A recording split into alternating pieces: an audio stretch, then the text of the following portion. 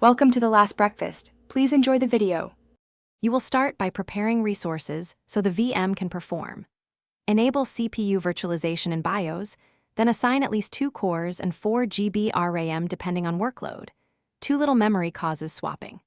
Once done, switch the virtual disk to a fast format like VHDX or VMDK on an SSD, and install guest editions or VM tools to get paravirtual drivers and better I/O. Make sure to enable hardware acceleration and reserve CPU or memory where your hypervisor supports it to avoid contention.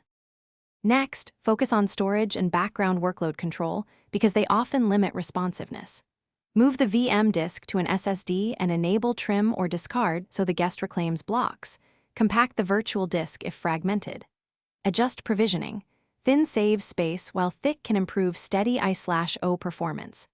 Inside the guest, disable unneeded startup services and heavy visual effects and set power profile to high performance. Once those changes are applied, monitor disk queue and CPU ready time to spot remaining bottlenecks.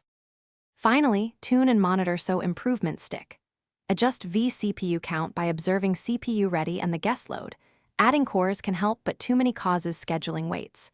Enable paravirtualized NIC and disk drivers for lower latency, and use memory ballooning or reservation to avoid host swapping. Keep snapshots minimal, too many degrade I/O. If performance still lags, check CPU ready, I/O wait, and host saturation. As a troubleshooting tip, consolidate or remove snapshots and reboot the VM to clear temporary.